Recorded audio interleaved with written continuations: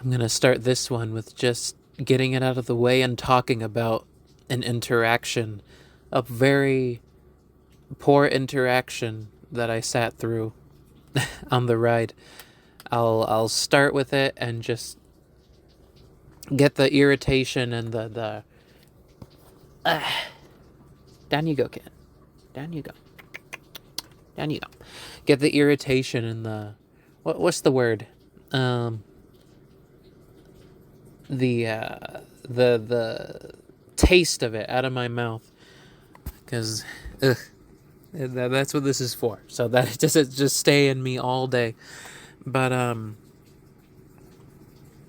I'll describe the situation, and then after that, it's just gonna be me talking about Gone.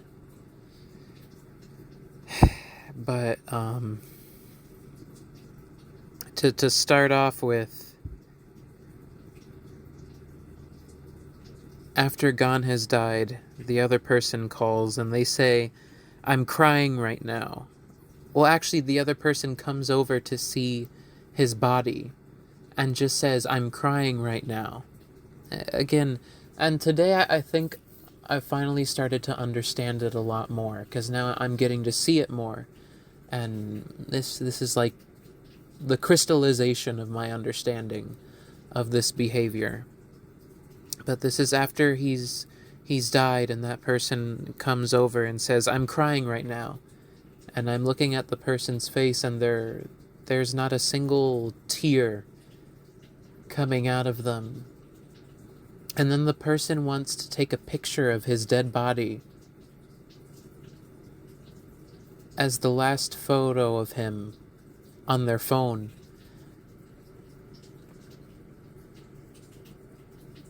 And the person asks me, like, would you like to go get my phone so I can take a picture of him? And I'm I try not to pause.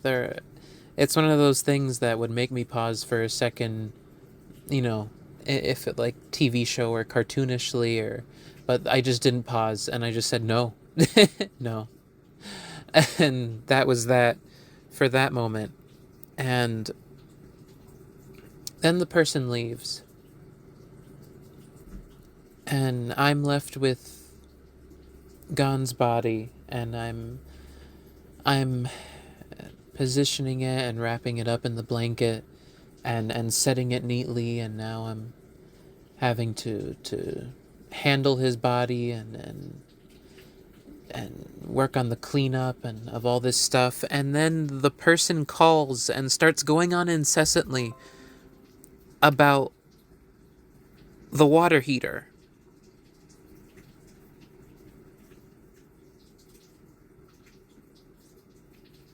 And the thing is that when the person came to visit to see his body, also just addressed the fact that he died for only a few minutes, and then started going on a side tangent about the water heater, just on and on and on and on. As I'm in the middle of just being distraught over my dear prince having just passed away, and me having to wrap up his body and clean up after everything. And I just tell her, I tell this person, I tell them, I can't discuss this right now. my emotions are in a completely different place. I'm thinking about him constantly, going over his last moments in my mind, having been here for him, having been the sole human here for him, practically since the beginning, holding on to him, and gone through all this. And I just tell the person, I can't discuss this right now. I know the process with the water heater. I'm going to start cleaning all this up. And even as I'm saying this, the person completely ignores everything that I'm saying and just keeps going on this rant about the water heater. and just continues talking and talking and talking and talking. And then I just tell the person, like, okay, I'm going to hang up now so that I can go, clean all this up. And the person just keeps going on and on and on, so I just, like, okay, here I go. And then I just hang up. And then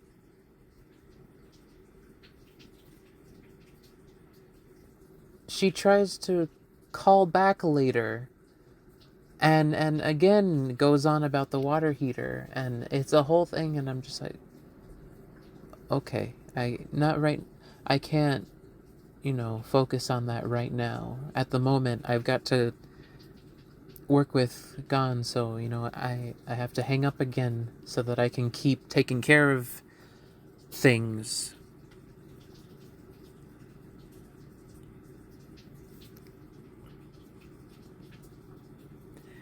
And then today, we're in the car, and suddenly the person starts saying, I apologize if I seemed a bit insensitive talking about administrative things while you were grieving.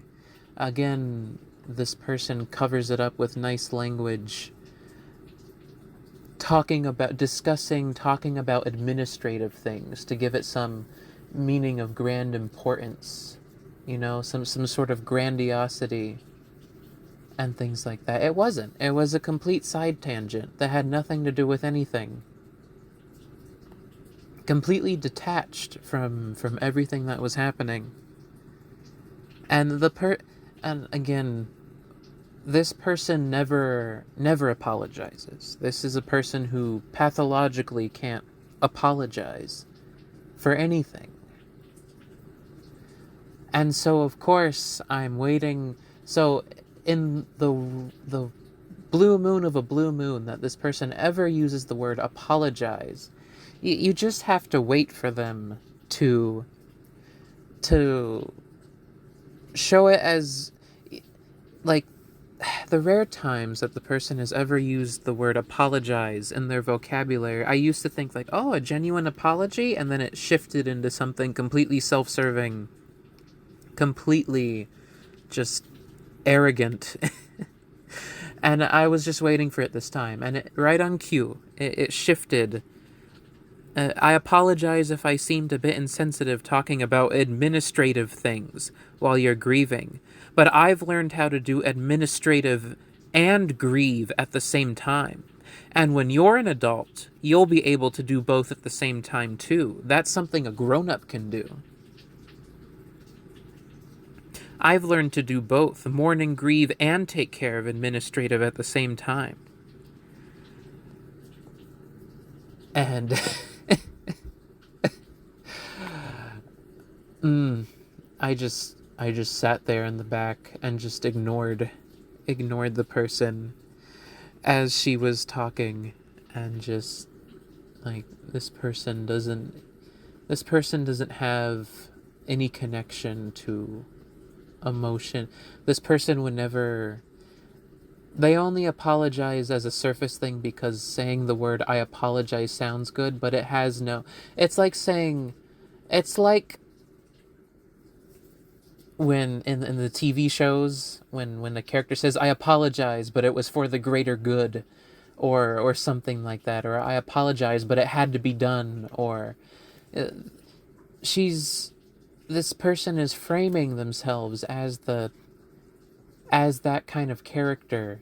It's not really apologizing. It's just it's fake sensitivity. It's not even sensitivity. It's fake sounding to try and get the person to think that they're being remorseful, but it's not. It absolutely isn't.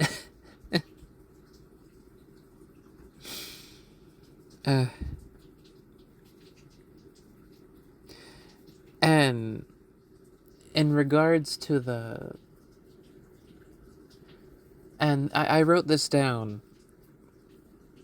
while I was at break at the job today, because I was trying to process it. It's one of the rare times where, as I've been doing this job, as I've been doing this work, I've been thinking about something in the background, which is distressing because when I do the job, I like to get into like a flow state, and I kind of have to because I have to be very attentive to lots of things.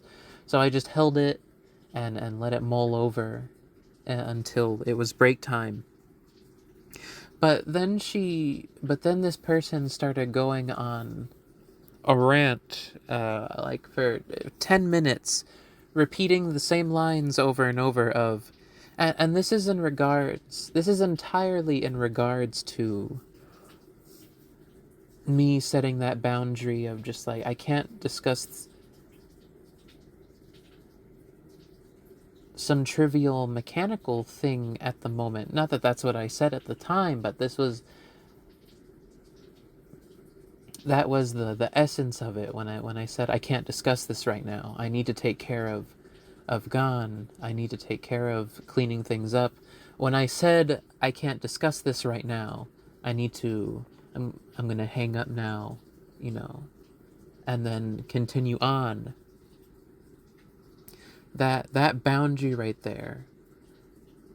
This person was thinking about it all night. It was on this person's mind for hours through the night. Just like as some kind of wound or sting, to the point where we're on this drive and the person starts saying, stay loving and kind while you're grieving,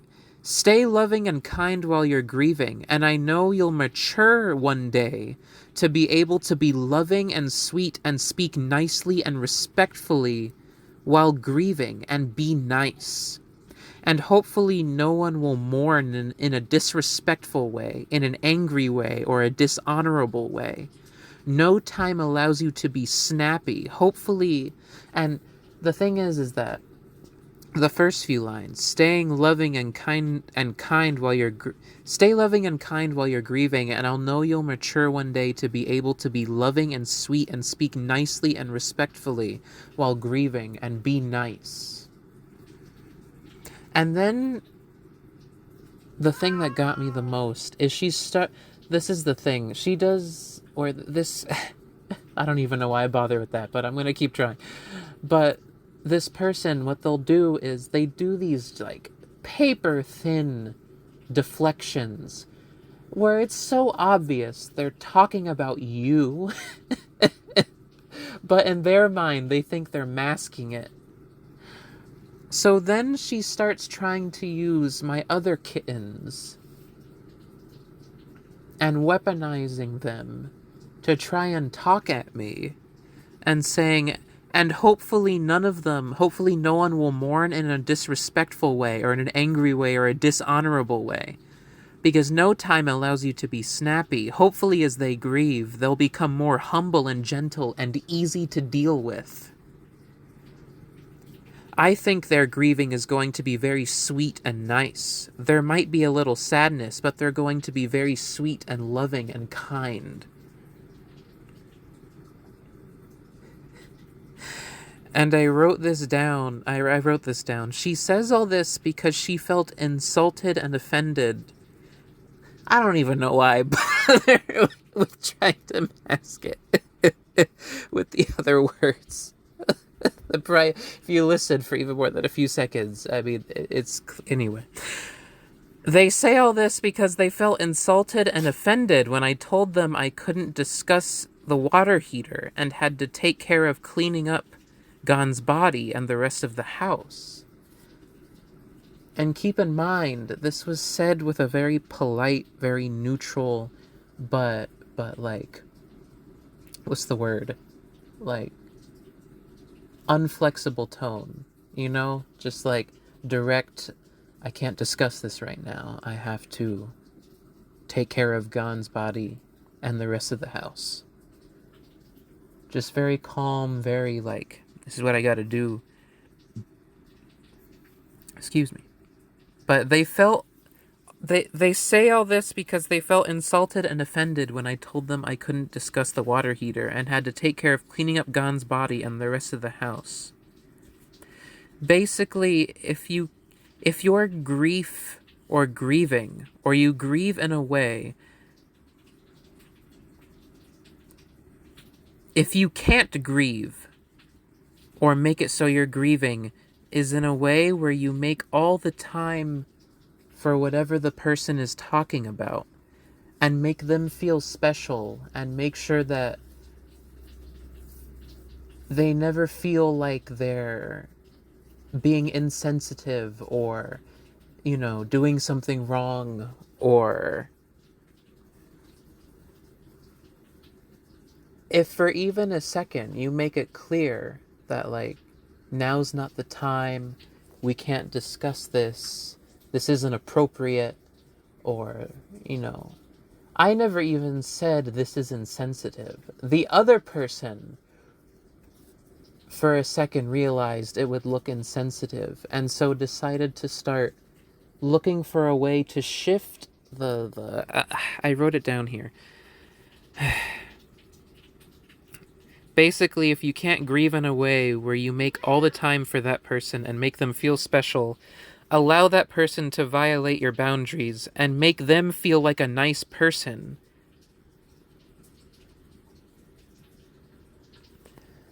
Then the person will start trying to command and control how you grieve, or how you're feeling in that moment, to make them feel better about themselves.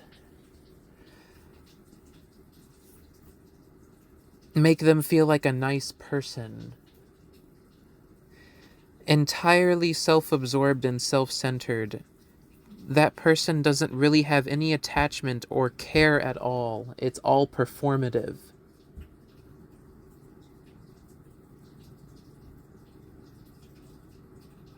And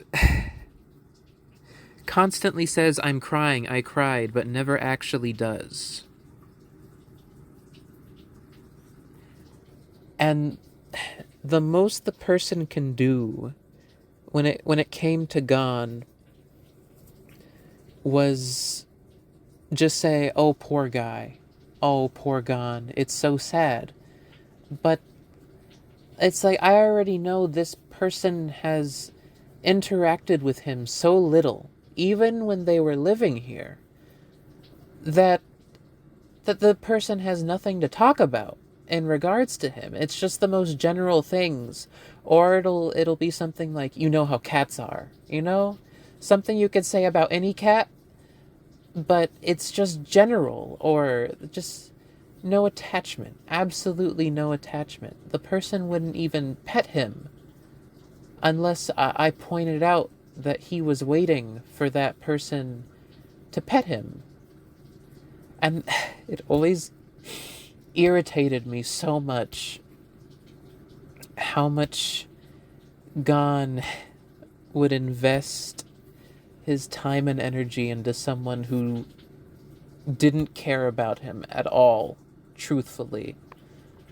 Who wouldn't even reciprocate his affection if I didn't point it out, and then it would look bad if they didn't do it, And if I wasn't looking and expecting them to do it.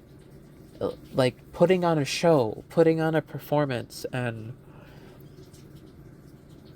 so eventually I stopped, and the person just like wouldn't really. Gon would continue. This is something I love about Gon, is he was so loving like that, and it made me so uneasy to see him walking up to someone and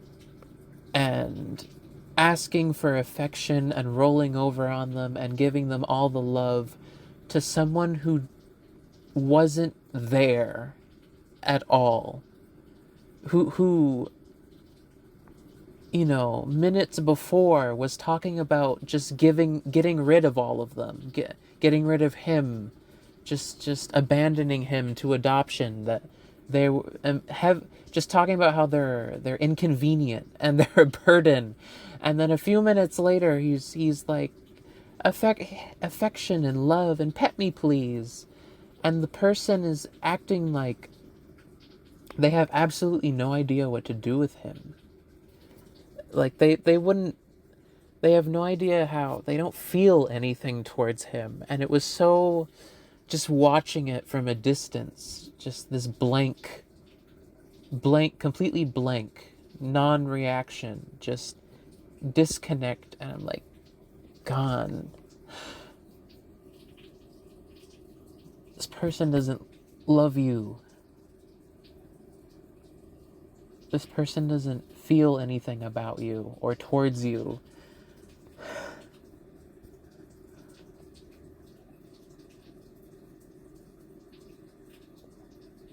They put on a show for you when they first got you, and you got attached to them. And now they're just not there anymore. That person was never there. The person's not real.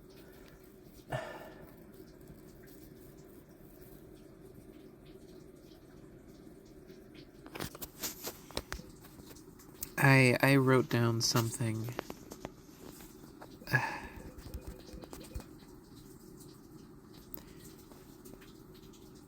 Where is it? Where is it?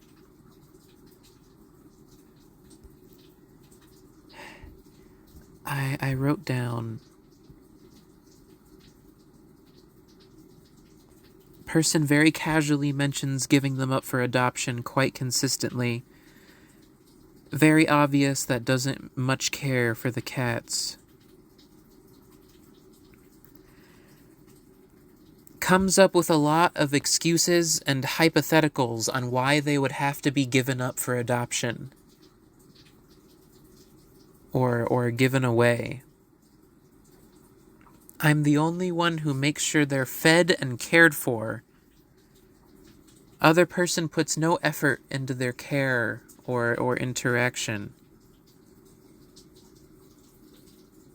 Constantly wants to stick them into a room in the side, close the door, and just leave the TV on. And have constant noise playing. If it were up to this person, they wish I could tell them that we don't have to pay for their vet checkups. And even one time, and tried to bribe me with, we could buy you that thing that you wanted if we didn't have to spend money on their vet checkups anymore. And it's like, what are you expecting me to say? They're perfectly fine. They don't need to go to the doctor, so I can just get something from... No. I didn't say it like that out loud. Just in my mind, I was just like, no, they still need to go to the vet. Out loud. That's what I said. But to the person, they were accessories that were gotten on impulse. Unfortunately, the impulse passed, and they are now seen as burdens. The person can't even tell when they want affection. I've never seen someone so oblivious or resistant to petting a cat. It gives living this surreal quality. A person who wears emotions. They go on and come off like clothes, like a made-up person underneath. And sometimes you get a glimpse underneath, but the more you glimpse it, the more they let go of the made-up person.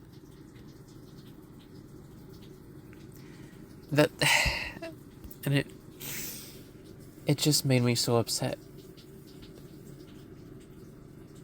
that all these cats couldn't hear or understand what this person was saying.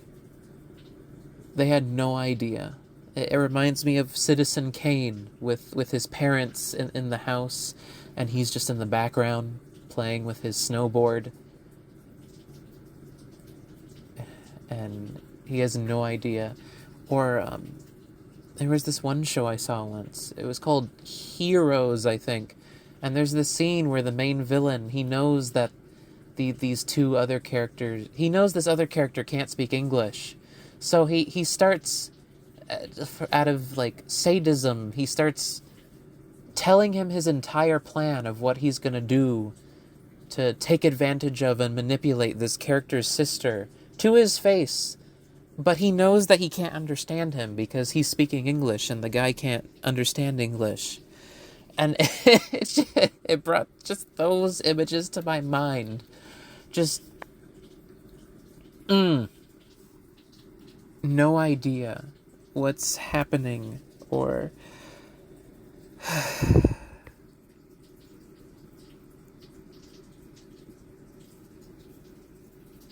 But I wrote down...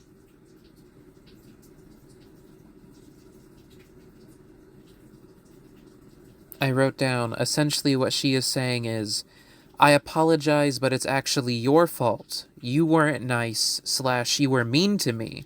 You are just incapable.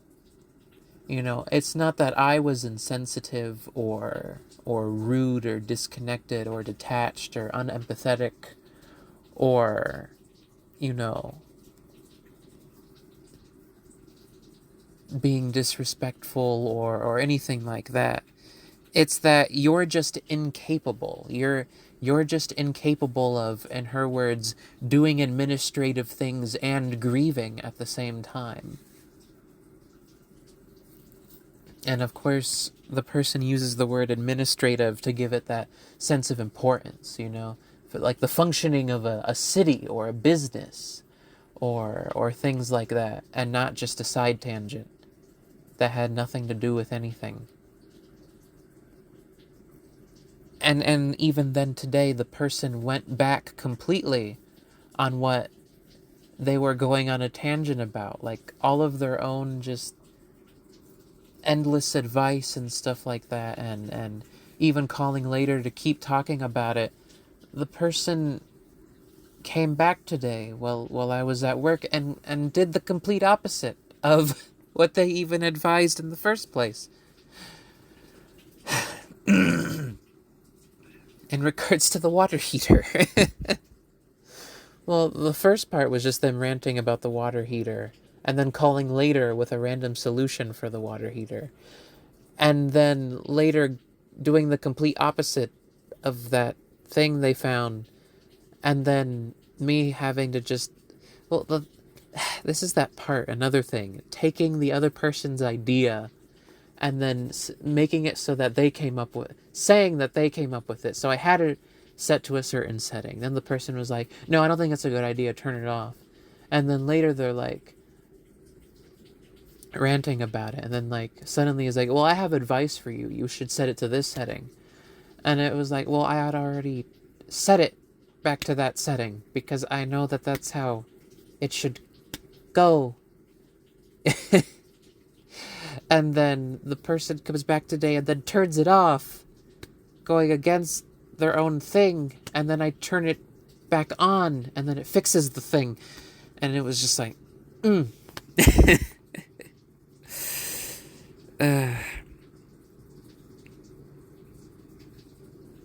But yeah, using the word administrate, this is just the kind of thing where you have to reject the person's framing completely. What they're talking about has nothing to do with disrespect. It has nothing to do with any of that. It just has to do with them having a boundary set. Them feeling quote unquote inferior, or like they weren't in control for a second. Or for a second they may have done something wrong, and then looking for a way all night, thinking about it all night, to find a way to make it so that the other person is just like, oh, it wasn't anything I did, you're just incapable. You'll understand when you're an adult. When you're grown up, you'll be able to do what I do. You know, that kind of thing. make themselves feel superior. But I apologize, but it's actually your fault. You weren't nice / you were mean to me. You're just incapable. This person isn't experiencing... And then I wrote, this person isn't experiencing anything. Nothing genuine. What the person is trying to do is say, this actually shows how much better I am. And then I wrote, clearly Clearly they felt for a moment that it would look like they did something wrong, so they came up with a reason to shift the blame and the guilt of the situation.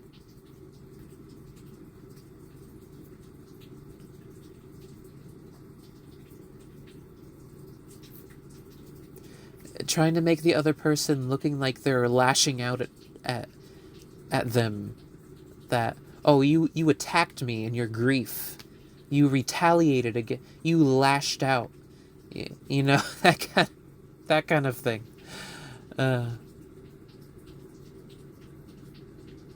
Why can't you grieve all nice and sweet? You know, that has nothing to do with anything. Absolutely nothing to do with anything. And that's not your call or control to make. That's not your call to make in any shape or form. That has nothing to do with anything. That's not anywhere in your purview.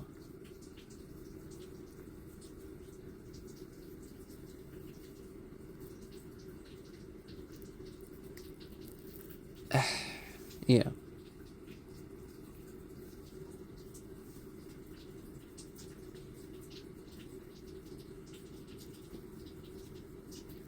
Like, literally speaking, it is not your right to dictate how other people feel.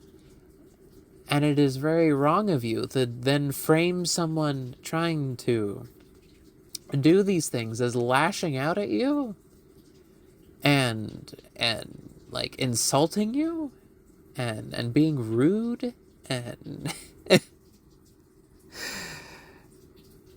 trying to make them feel guilty. It reminds me of that episode of Frasier when he's like when they're pointing out all the stuff that he's doing incredibly negatively, and he's like, how could you talk like that to a man punched in the face, a person punched in the face by a man now dead? What are you talking about? I'm not even going to accept that framing. Absolutely not. Punched in the face. Yelling at a man, but punched in the face by a man now. It was just like, It bothers me to no end. The lengths that person will go to.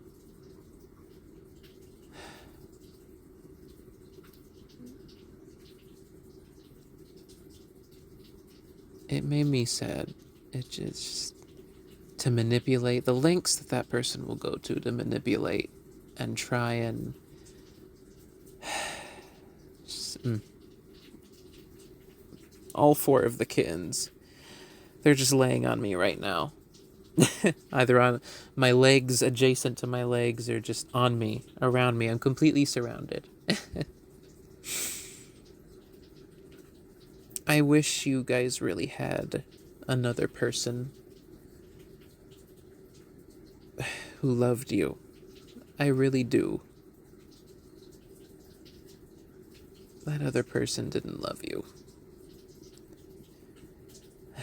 That other person was just a narcissist. And to you guys, to that person were commodity, accessory, something for impulse to make them feel good for a second. And then makes me upset. It genuinely makes me upset.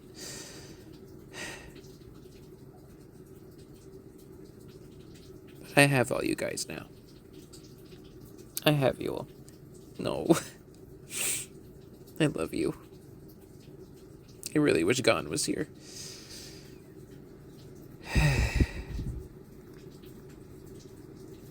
Just that line that your bad times are not an excuse.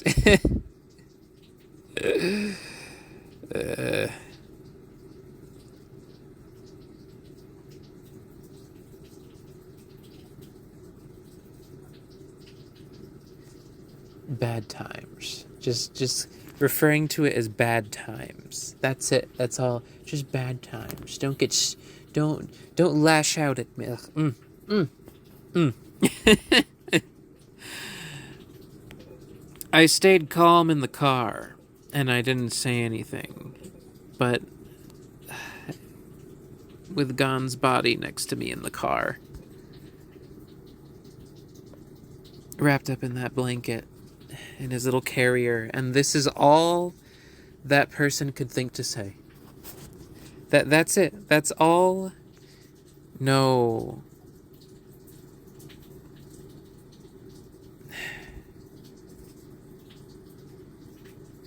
No reminiscing about him, and because the person had nothing. The person had nothing to reminisce about. There was nothing.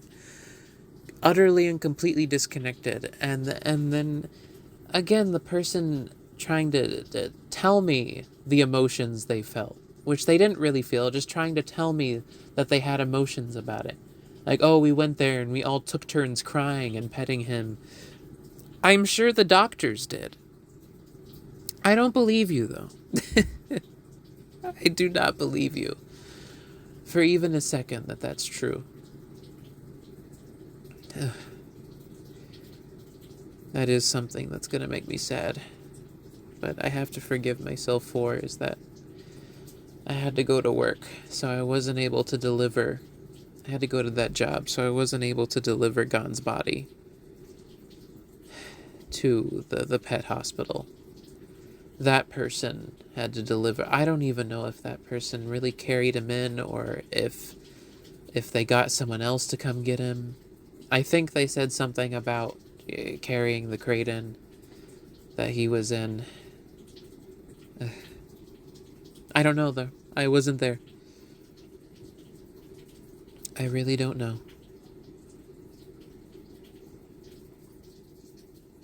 No, the wording that the person from the pet hospital uses, that person brought him in, but that's pretty vague. So I just don't know. But I wasn't there for that, and he's gonna get cremated, and they're gonna make clippings of his fur, and mementos, and I'm gonna get his ashes back in a little urn. That was something else that almost irritated me today, is that the medicine got approved yesterday, and then the person was like, oh yeah, it got delivered today. And I was, what do you mean it was delivered in one day? We could have had it to him. We could have had it to Gon while he was still alive. And I was about to feel so just regret and anguish, and then I went to go check, and I was like, it's not here. And then the person's like, oh yeah, I missaw that. It's still out for delivery. And I was just like,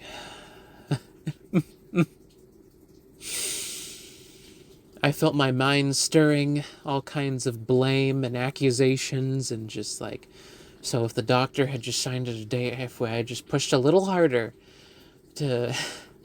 he would have had the medicine on time. It's super effective, especially for his type of the sickness. And it's like, no, actually, just kidding. It's still out for delivery. Like, okay. So it wouldn't have made it in time. Still. Okay. But, no. So that passed by. That feeling, I was just like, okay. So, we're good on that. It's not good, but that situation, that's how it would have been. Okay. It's still how it would have been. I don't have to mull over that in my mind. But, yeah. I'm gonna get into Gon now. And just carrying him out. Well, first off, having to sleep through the night with his body there next to me in the crate. And then bringing him into the car and being the only one worrying about him, as the other person was getting defensive and offended about something completely just in another world, completely different reality. And just as that person was talking, I was just thinking to myself, I'm going to have to start remembering Gon now. He's not here. I have to start remembering him now. And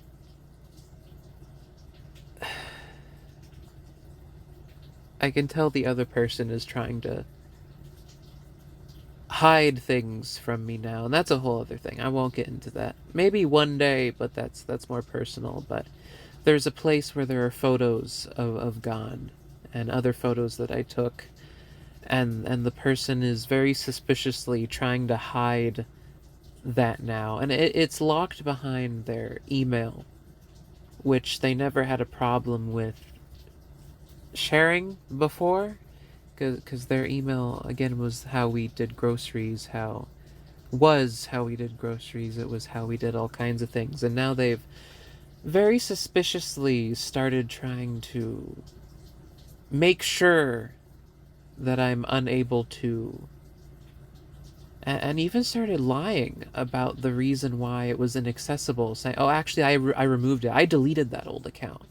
When I can clearly see that they didn't, and that there is a new password, and it's not just biometrics, and the person keeps making up all these kinds of reasons about why actually it's inaccessible, actually it was deleted, actually it can only be accessed this way, and actually this and that, and oh, I'll just gather up the photos and send them to you later. And I'm just like, none of this is true. None of what you're saying, and I know none of this is true. And I didn't force the person. In the end, I just kept firm. Like, I would like to be able to see the photos so I can gather them up and keep them.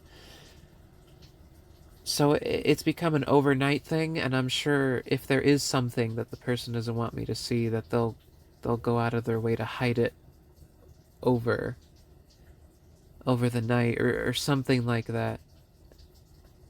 And the person finally just through admission, just like, would you be able to bring that thing tomorrow so I can sign in, get the photos and files I need, and that's it. And they like smiley face, like, yeah, sure, which just confirms that everything they were saying.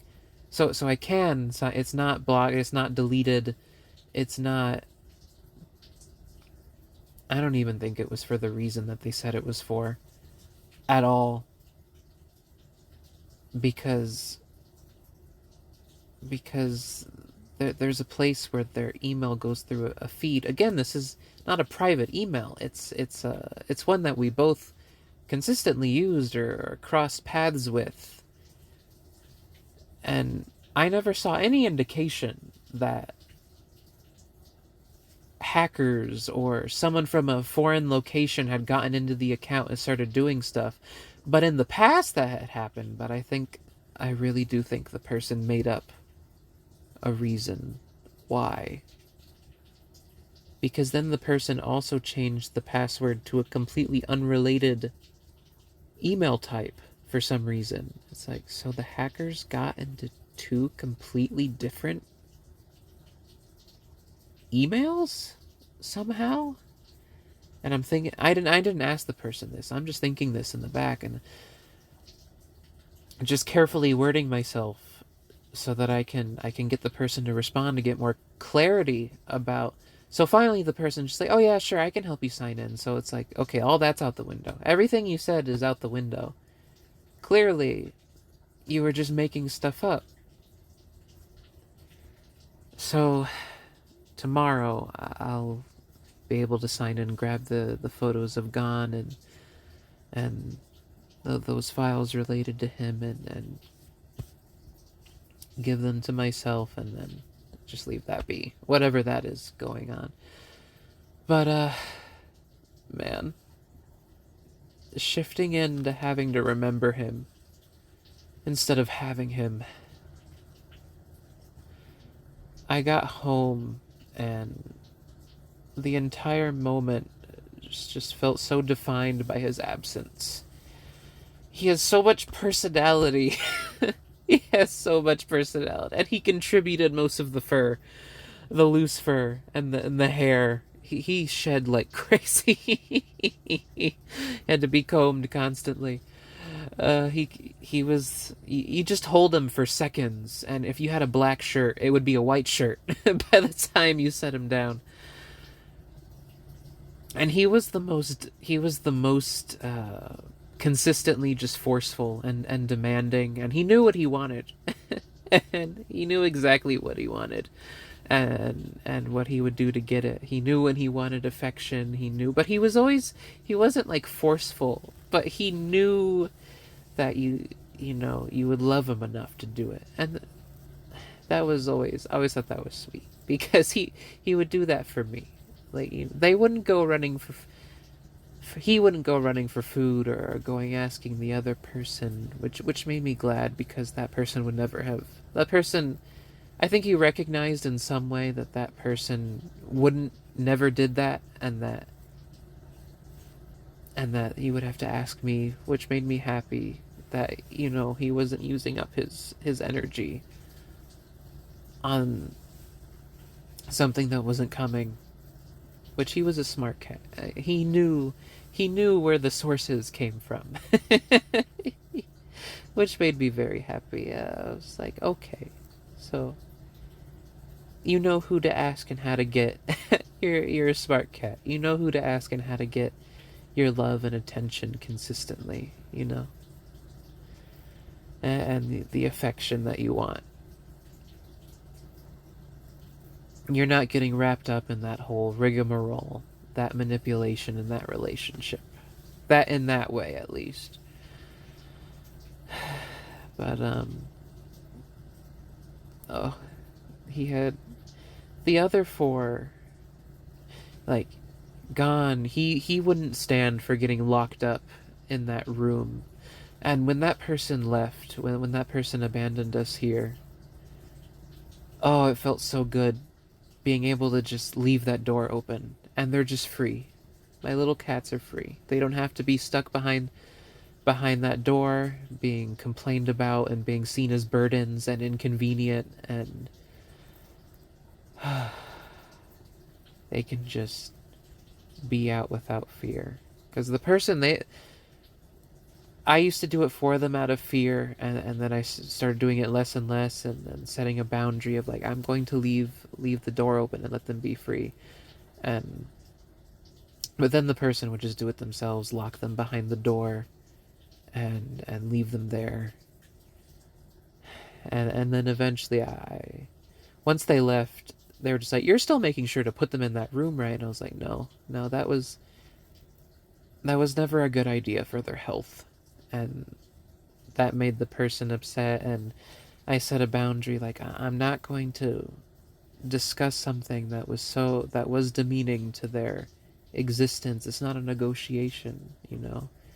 And then I hung up, and then that was it. The person never tried to somehow manipulate me into locking them behind that door ever again. That door was never for that. That door is for their safety in case something is happening and they need to be, like, safely secured in a room for, like, a few hours at most. Say if there's, like, a repairman here and he's working with a sensitive system, there are tools everywhere and they can't be, like, in it. Like, then they go behind the gate and they wait there. It was not to keep them there when they could be free for hours on end. That always worried me, because I knew the moment I stepped out of the house while that person was living here that they would be alone, and that eventually they would just get shut behind that door.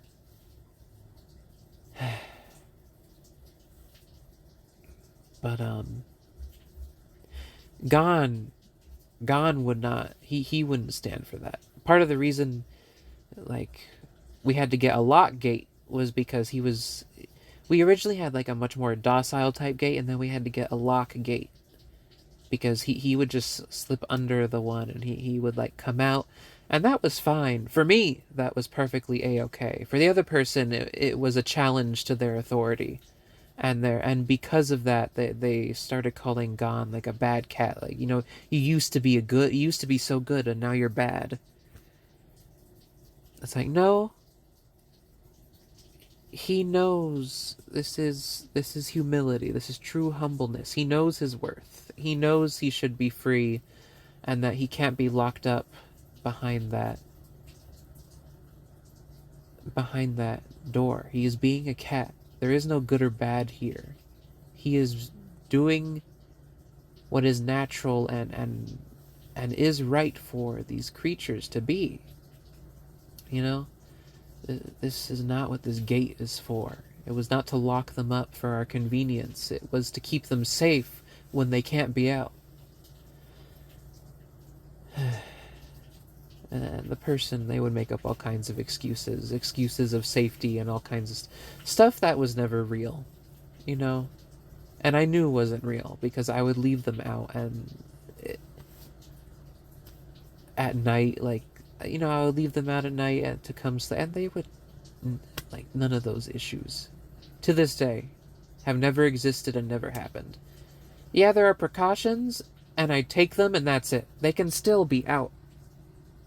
They don't have to be sealed up in that room, It's all kinds of things. But, no, yeah, Gon, he knew, like, I'm not going to be in here. I'm not going to be locked up. So he would pop out, and I knew, just like, he can't be in here. He can't be locked up in there. This is wrong. So eventually, when that person left, just free, and he was so much happier. I could tell all of them were happier, but I could tell Gon was also just happier. But as I was saying before, just shifting into having to remember Gon, and feeling the absence of what his personality added to the mix of everything. The others are so calm and so docile, and he was the one who showed up and made a big splash and all kinds of personality, unprovoked. You see, the others, their personalities shine when specific situations, but Gon, he would just go for it no matter what. And he would oh he would seek you out to voice his concerns and his demands and what he would like, what he would like to happen, and he was very strong about it. He was very forward and but not like attacking or anything like that. He wasn't vicious or cruel like the other person would frame it as, like that he was misbehaving. No, he was just he would just meow and meow and meow and be like, hey, can I get this thing? And he was his little head tilts. Oh, Gone. I'm glad while you're so fresh in my memory that I can record it in this journal and have something so concrete to remember you by. Oh. One thing he would do is, if I was sitting on my bed working with my computer, he would just come over and lay his whole body on my hands. That's one thing about Gon. Another thing about him is once he would lay down, that was it. He would not want to get... He wouldn't get up for anything unless you manually lifted him up and placed him somewhere else. He would lay on you, and no matter what movement he did, he would just release all muscles and just go... It reminds me of those ragdoll cats who just like loosen and just flop over. He would do that. He would just release all... Like, Killua is much more sensitive. If he feels like even your muscles twitching, And he knows when a muscle twitch means you're about to get up.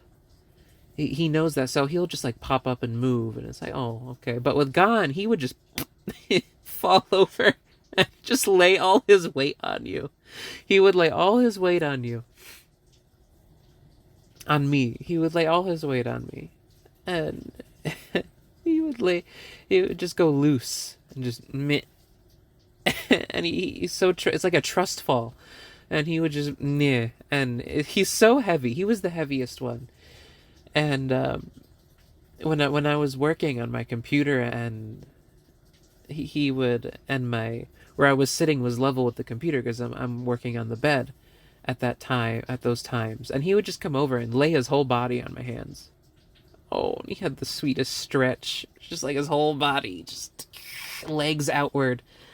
But yeah, he would lay his whole body right on my hands, and he just wouldn't get up for anything. So his whole body heat and his whole body weight is just on my hand as I'm trying to move the mouse, and put a bit of strain on my wrist.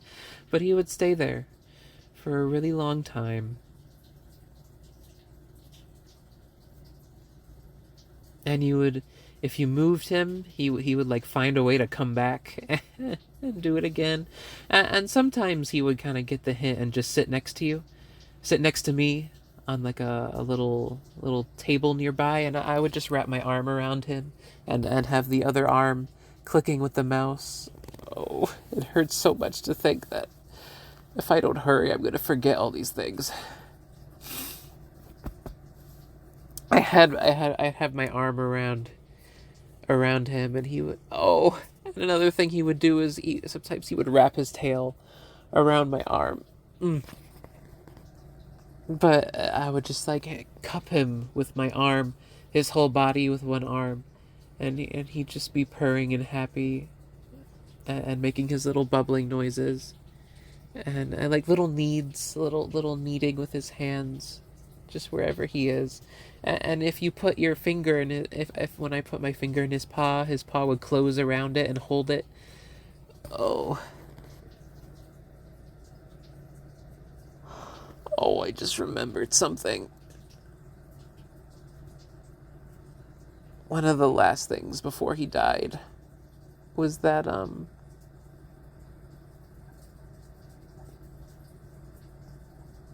he clung to me before his mouth went limp. He, oh, before he went limp, his he took his mouth and he clawed into the shoulder of my shirt to hold on tight to me before his mouth went limp. When I pulled him up and realized that something was wrong when he collapsed while he was in the litter box, I pulled him up and put him on my shoulder, and I was gonna take him to set him. I was gonna take him off my shoulder to set him down, but he had clamped onto my shoulder sleeve with his mouth. And that's when I looked at him and finally realized that he was dying, and he like wouldn't let go, and I was like, oh.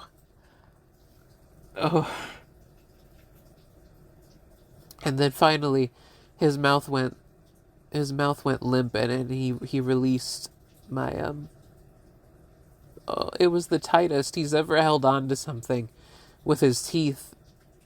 Oh, he had these two fangs that stuck out of the side of it.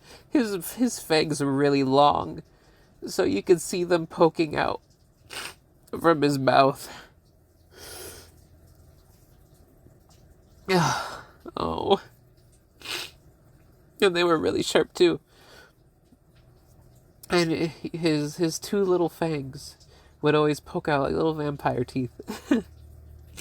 And he clung into the shoulder of my shirt, and he just held on really, really tight up until his mouth went loose. He held on to me. And held on to me as He didn't want me to let go of him. And I didn't. I held him. Oh, God, I did it. I didn't mess it up, God. I didn't completely mess it up. I didn't mess it up, God. You wanted me to hold you, and I did.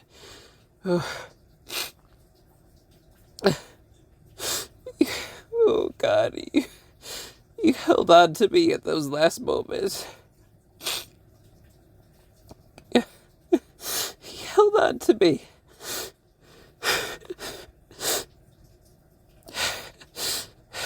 In those last moments, he still loved me. And I'm so happy. I'm so happy that you felt that I loved you enough. That you loved me.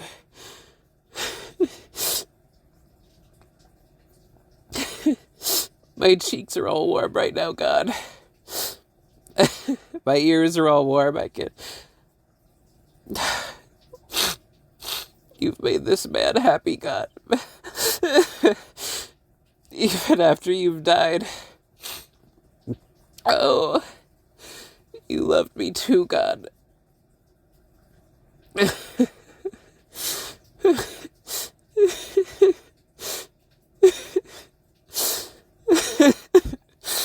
Oh, God. I wish I could tell you how you've made me feel. I just have to describe it. My eyes are all warm. My cheeks are all warm. I can feel myself blushing, and my ears are all warm. And my tears are warm.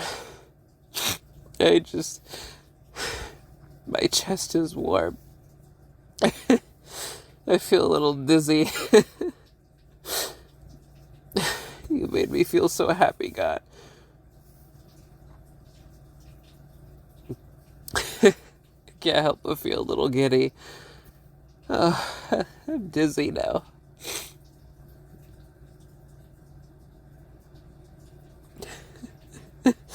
This feeling of happiness is washing over me.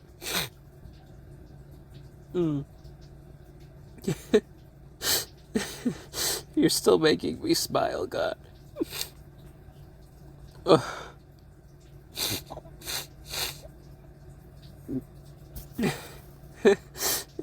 Even as much as I messed up, God, you still loved me.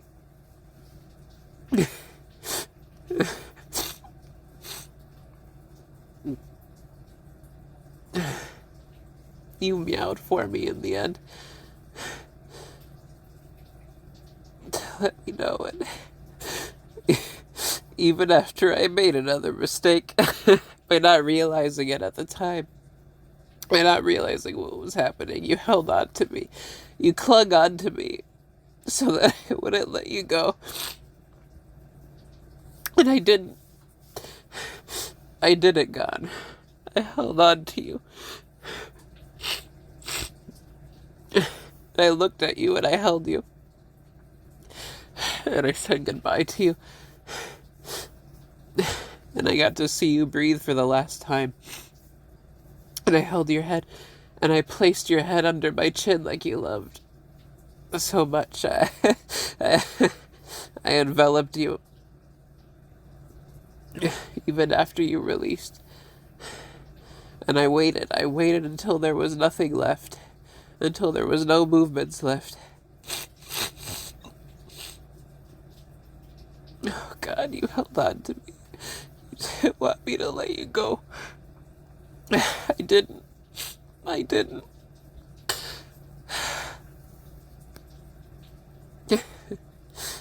You granted me one more moment.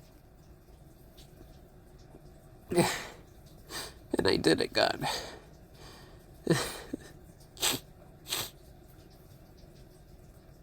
I don't want to forget that. And it won't be. It's recorded, God. These tears and this happiness. It's recorded now. Yeah.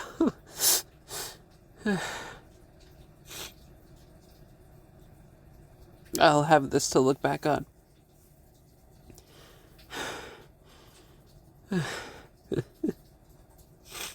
Yeah, I feel lighter from that. Everything is warm and it's peaceful at this moment. Oh God, you clung on to me. You really did. You used up the last of that energy. You didn't even have to. You didn't even have the strength afterwards to do it.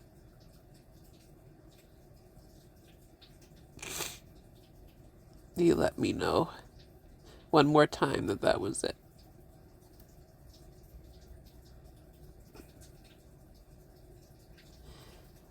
Even though it hurt, now I'm sort of having that kind of phantom feeling of it, and it's nice. Right here on my left shoulder. That's always where I held him. He would, one thing he would do is he would meow at me, and then he would climb up on me.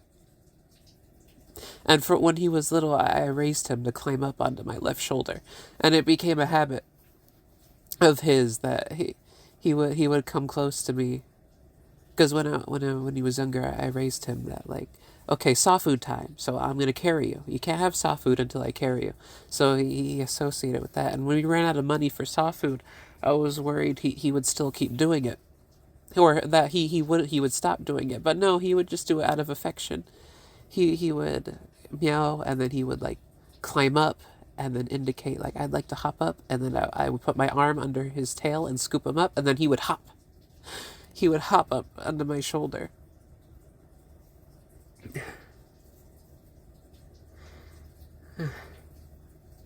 Little smile on my face now.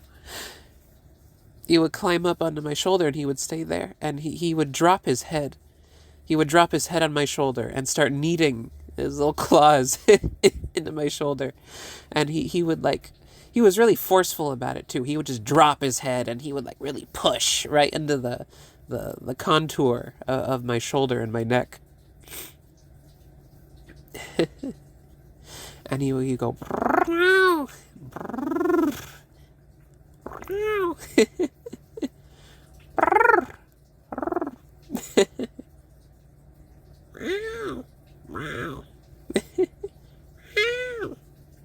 oh, this little meow. I want to remember it.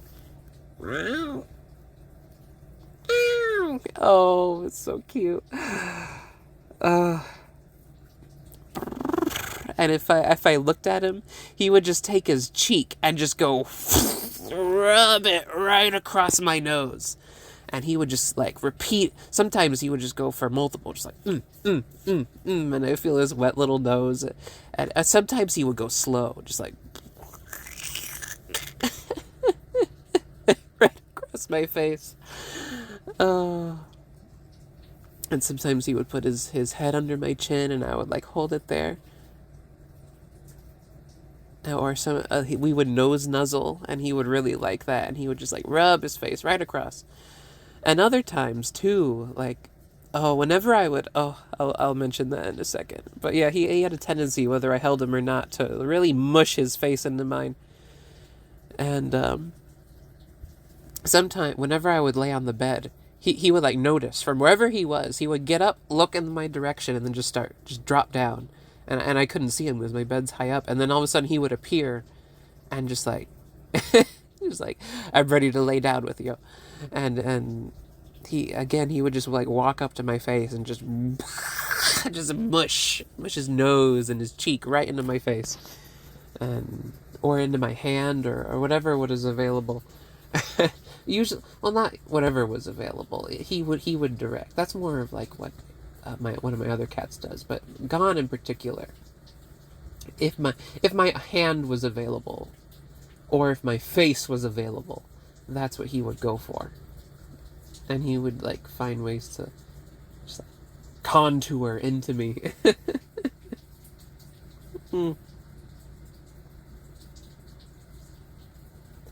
He liked to be surrounded by me. Like, if I surround him with my arm, not so much with blankets. Like, he would stay under blankets for a little bit. And there was even times when he was younger, especially, he would go under the blanket and he would sleep under there next to my leg. But as he got older, he wouldn't do that as much. The whole blanket thing. Yeah. He had more so had a favorite pillow he would like to sit on top of. Though sometimes he would still go under the blanket and his little face would peek out. But as he got older, he wasn't as into the blanket thing. I think he got a little too warm for his liking. But like half blanket. But really what he just liked was me wrapping myself around him. Or being, engulfed. Just in whatever way he could. Or just like, crisscross applesauce spoons in the bowl, and then he'll just like come and sit in that and look up at me, and just with his big eyes and the little, he had so much eye movement. He communicated so much through eye movement and his hands, but mostly through his eyes. A little bit of head, but mostly through his eyes, like head tilts and stuff. But yeah, mostly through eyes. And he had a really cordial way of cleaning himself. It was so dignified, lick the paw, just same steady lick over and over and over, and then he would just like, rub the back of his paw over his head, and he would close his eyes. He would always like squint or close his eyes while he was cleaning himself, and he would always like lift his head. He would bring his paw up so that when he cleaned his paw, his head would be going at more of like an upward angle. And he never opened his mouth too wide. Just enough for his tongue to stick out and just... And it was so perfect. so dignified, so methodical. And like the head rub and... Yeah.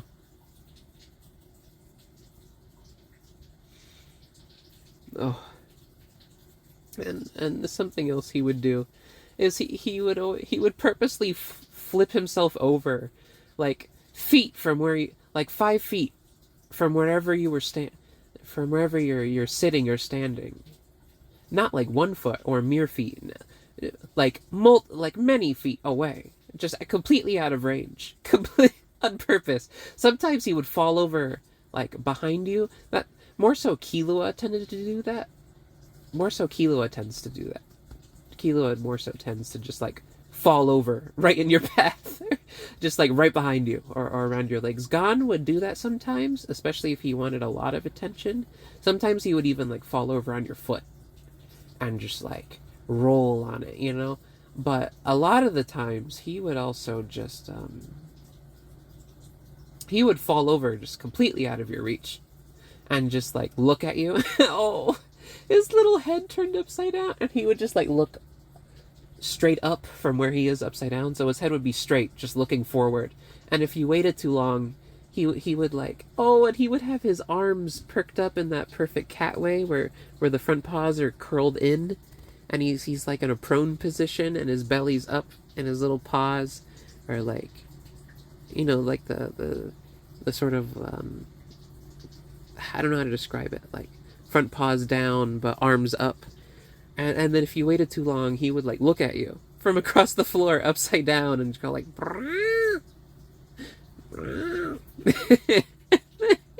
he would wait for minutes until I would walk over there and pet him, and he would get so happy. Just completely out of the way. I made sure I did it. I made sure that I took care of that. No matter what, I made sure that I was there to honor that and to make sure to give him the affection he was looking for. It just made me so happy that he did that.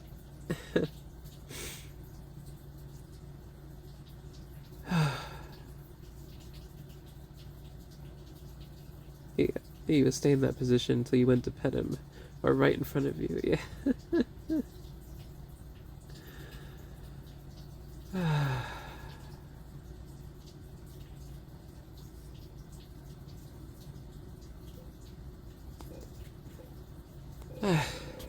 I think that's it for today. That's that's as far as I'll go for right now. All right. Journal over. I do want to add one more thing. I am worried about Kilua specifically. They so far earlier I saw him tugging at the bed where Gon had been laying while he was weak and passing away. I saw Kilua biting at the corner of it and pulling it. I I don't know if he's I don't know where he's at or the other three, but I'm gonna keep an eye out on them and hopefully they're gonna do well. I'll be here though, no matter what happens. Okay.